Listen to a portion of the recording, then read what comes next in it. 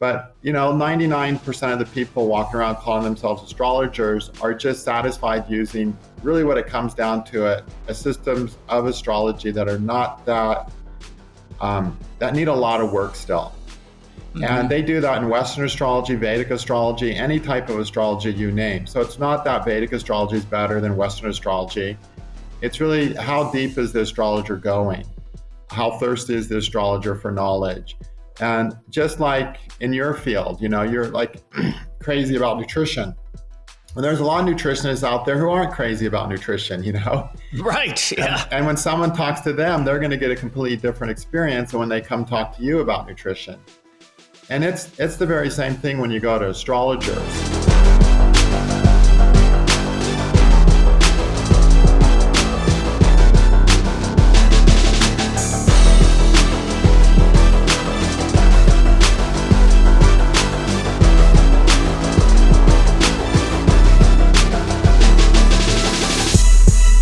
Yeah, I think the blanket statement I use is that astrology is never at fault. It's always the astrologer who makes the mistakes.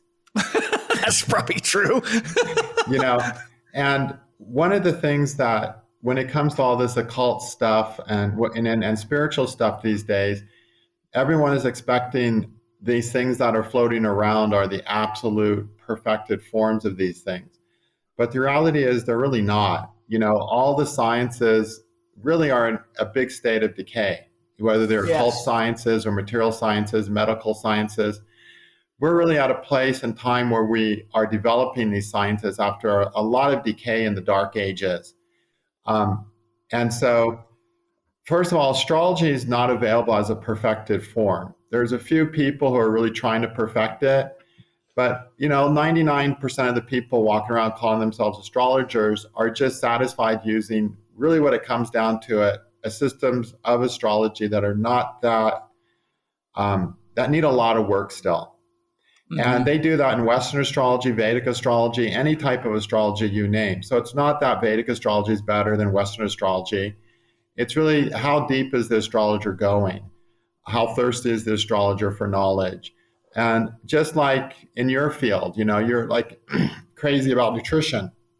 Well, there's a lot of nutritionists out there who aren't crazy about nutrition, Right, yeah. And when someone talks to them, they're going to get a completely different experience than when they come talk to you about nutrition. And it's the very same thing when you go to astrologers. So the second thing I'd like to say is to not blame Western astrology or Vedic astrology or Egyptian astrology or Greek astrology. Blame the astrologer that's right in front of you that did a good job, blame him for doing a good job, and blame the bad ones for doing a bad job.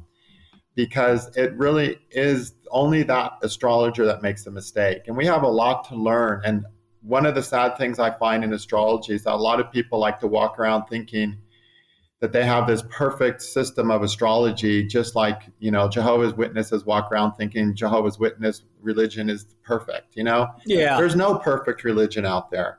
No. And there's no perfect system of astrology, but there's a few people who are trying to push the envelope, and I happen to be one of the people who tries to push it, And so I find a big problem is that a lot of astrologers simply don't go deep enough.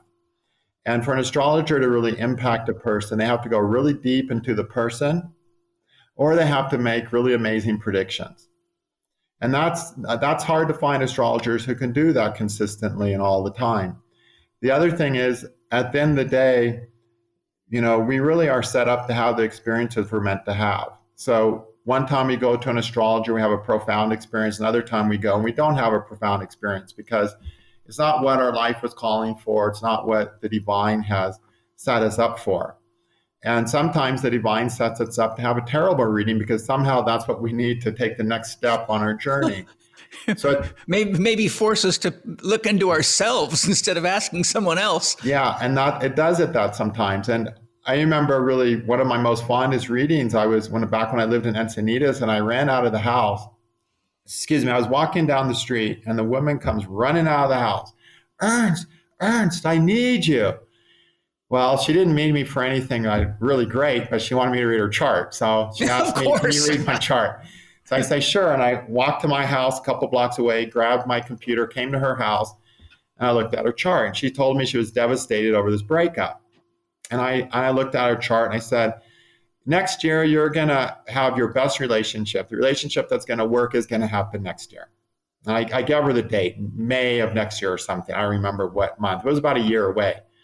She said, oh, okay, I can manage that.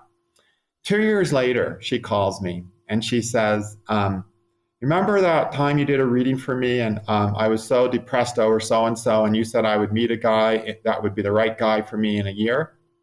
I said, yeah. She goes, well, I never met anybody. And I'm like shrinking in my chair going, oh, and I'm saying, I'm sorry. I'm about to say, I'm sorry. I failed the prediction. And she goes, oh, no. I'm not calling to complain. She said, that reading was the best thing that ever happened to me because I had spent my whole life dwelling on love, longing for love, never living my life as myself. And when you told me I was going to meet a guy in a year, I said, wow, just 1 year, I can wait that. And for the first time in my life, I got focused on who I am, what's important to me. I discovered I love to sing opera. And now I'm singing in operas. I'm so happy that I don't even care if I ever meet a guy again. And she said, and if I hadn't have thought that I was going to meet a guy, I would have never focused on that. I would have just sat around and pined away like I'd done my whole life.